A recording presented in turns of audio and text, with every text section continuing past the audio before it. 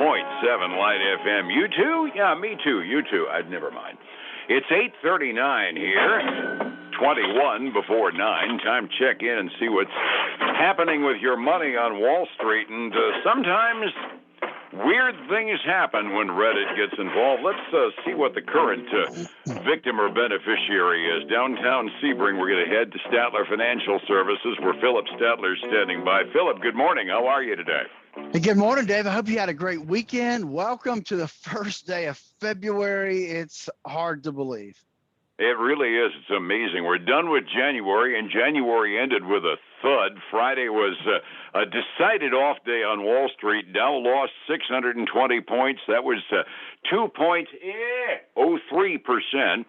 Standard & Poor's was off by 73 points, and the NASDAQ lost 286 points. That was an even 2% drop on Friday, and I got to believe we're starting to look at the potential for a correction because GameStop can't drive the indexes down that far. Well, you're right, and I've got the monthly numbers up too. And so as we look, if we look at the Dow, it did have a bad day on Friday, and that really just culminated the week. For the week, it was down 3.25%. So that put them for the month of January down 1.1%. We had, so the NASDAQ, again, 2% on Friday, 3.5% for the week, but they actually eked out a profit again for the month of January, up 1.7%. And if we look at the S&P 500, again, down almost 2% on Friday, 3.3% for the week last week. And for the month, they're down about 1/3%. So, but not a great start for the two indexes anyway to start the year. No, it wasn't. The only good news one can take out of that is it gives us a relatively soft spot to start in February. I mean, I've kind of always had the theory, at the very least, for the last few years, especially since Dow has gotten up into the nosebleed territory it's been at recently, that just given the point volume of a 10% correction, I almost tend to think that the 5% correction level almost starts becoming what used to be the 10%. We used to have 4 and 5% drops in a year, and 1 10% drop each year. It's kind of getting to the point where we have 1 or 2 5 or 6% drops, and every couple of years a full 10% drop. But we're definitely on our way into something at the very least that looks like it's going to be approaching a correction before long. It could. I mean, I just ran the number on the S&P 500 from its high of 3870, so it's down about 4% right now. From where it from its all-time high the other day. Now we're definitely getting into one of those whoopsie situations. We've got something weird going on right now, and it kind of plays into the GameStop story that occupied so much of our attention yesterday. The GameStop guys, the people that have been buying all the short sellers and whatnot and caused such a furor with GameStop last week, suddenly now they seem to like silver, which kind of makes me go, huh. Yeah, I'm not sure what the Reddit guys are seeing in silver.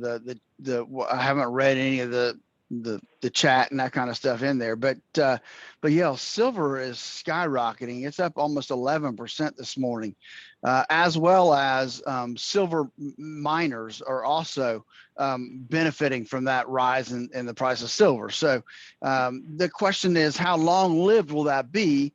Several headlines I saw said it will be short-lived, and I didn't get a chance to dig down and find the reasoning, but it's going to be interesting to see how that plays out. It's kind of interesting. The backstory is the activist amateur investors kind of coordinate their efforts on Reddit and then turn around with these new discount brokerages that don't have heavy trading fees on them and buy up the stocks and the commodities, evidently, that other big traders have sold short on, which ends up really putting the squeeze on the big money guys. And you were telling me before we went on the air, one of the big hedge funds really took it in the shorts this past month. Yeah. We had one of the hedge funds, I can't pull the name of it right off the top of my head right now, but it was down 53% for the month of January, and they had a big short in GameStop. Which I was saying on Facebook to somebody else over the weekend that I can't really say I've got any major problems seeing a bunch of the big money guys ending up losing their shirts on, on buying short and all the derivative products that are out there on Wall Street. I'd much rather they be investing in the actual equities as it is, selling them if they don't believe in it, buying them if they do believe in it. That's how we allocate capital in this world. So I kind of look at the short seller guys getting screwed as being kind of an interesting thing to watch that I can't shed a tear over. But I really wonder for these guys that bid GameStop up by hundreds of percents, whether or not they're kind of cruising for a bruising as well. Well, and that's the whole thing. You don't want to see anybody really get hurt in this whole situation, but somebody's going to get hurt. And it's not just the hedge fund guys. I mean, that's what we hear a lot about, and that's what they seem to be targeting. But I'm sure that there are other ETFs and other mutual funds that own GameStop, and ultimately, it could be even the small investor gets hurt in this whole deal. And so, it's almost like the protesters, at what point does it become where they can hurt somebody? And I think we may be getting there. I was going to say that's the part of the game that has the upside. If you're one of those Reddit investors that bid GameStop up to hundreds of dollars a share, at some point in time, somebody's going to sell. And if you were buying toward the top of that high curve up in that bubble, somebody's going to end up having to sell at a loss. And if it happens to be your $1,000 that you risked on the thing and you can't afford to lose it, well, that's a little bit more than a whoopsie. We can laugh at the hedge funds losing a couple of $1 billion because they've got tons of it in trust. But the small investor that's playing this game could be cruising for a substantial bruising to play in this game. Yeah, that's true, and that's probably my biggest concern is that people don't really understand what they're diving into. They're reading the chat and they're anti-big investors, so they're jumping in, well, not realizing what damage it could do to them and their financial situation. Absolutely. Like I say, if it runs a few of the big funds into the notion of actually buying real equities because they lost their shirt selling short and selling long, okay, I can live with that because it probably pushes them into a more productive direction anyway. But the guy that's got a couple $3,000 and figures he's going to play the game and get rich on day trading, I mean, we all know somebody that's lost their butt day trading just trying to do it in the conventional way. And when you start doing this, bidding up a single undervalued or overvalued stock to an even more obscene multiple, somebody at the end has to lose money when that stock starts going back down again. That's right. And we all know that based on fundamentals, eventually it's going to come down. So the question is just when. Absolutely. And right now it looks like silver's the current, victim or beneficiary, depending upon how you're looking at it. What have we got on the agenda for this week anyway? It's a relatively quiet morning. I've got very little in terms of news items that are out there. OPEC decided not to boost their output quite as much as expected, so consequently price of oil is going up a little bit this morning. But beyond that, and the sidebar story of the Reddit investors, there's not really a whole lot going on until at least mid-morning today. Well, that's true. I mean, later this morning, we've got the ISM manufacturing, construction spending, which is important, and motor vehicle sales. And nothing really tomorrow that I see. But Wednesday now, we get the ADP report, employment report. That will be interesting to see how that comes out. And the employment report for the federal government coming out on Thursday for the jobless claims and the full month numbers for January. I guess we're going to have to settle down and trade the stocks that are actually reporting their quarterly results, right? Yeah, and that's not many this morning either, Dave. Obviously it'll increase as the week gets going, but Monday's not a big day today for earnings report. Anybody's heard of that put out an early morning report today? We've got two that one I know people have heard of, or at least they've ridden on the apparatus, and that would be Otis Worldwide. They're probably the most heard of elevator maker and escalator producer out there. They did come in at 66 cents a share. That was 7 cents better than expected. Their revenue came in better than expected as well. And you got to like this one, Dave. They actually issued better than expected earnings forecast for 2021. So all good things, at least it sounds like it, for Otis Worldwide right now, up a little over 2% this morning. Good to hear. It's way too obvious. You got to say it. The elevator business is looking up. Some of them are just too easy, even if they are corny. That's right. So then we had Thermo Fisher Scientific, and they're a life sciences company. They had a good quarter too. They beat by a little over 50 cents a share at 709. Revenue was ahead of forecast as well. They had a very strong fourth quarter.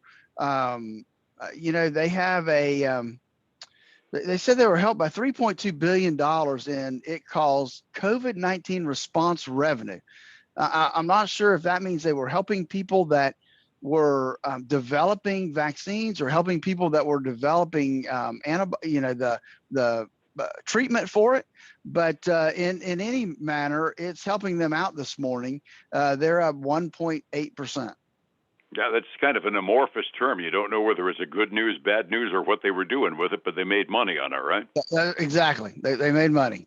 Strange and weird. Resetting the table, Friday was a decided off day. Like we said, Dow was down by 620 points, and NASDAQ was 266 points down. It was generally a bad day. I have a tendency to say what goes down must go up. It looks like we're having a little bit of a maybe we overreacted day this morning. 45 minutes before we open, Phillip, what do the markets look like today? Yeah, David, we've got some green on the index side, pretty big. The Dow's up 217 points right this minute. It was about 0.75%, which is almost 100%, 180-degree swing, because when I looked at it, it was down about 200 points last night before I went to bed. So a big swing there. The S&P 500's up a little over 0.9%, and the Nasdaq's up a little over almost 1.1% this morning. And then Russell 2000's up 1.1% this morning. So good green numbers on the index side. The commodities side, like we said earlier, silver getting a big push this morning, up about 10.5% right now, a little under $30 an ounce at $29.76. Gold benefiting a little bit from this bump up 1%, and then crude oil up 0.6%. Still, I think it's below where you and I talked on Friday, at 52 a barrel. I think it is, yeah. It seems to me we were in the upper 52 range when we spoke on Friday morning.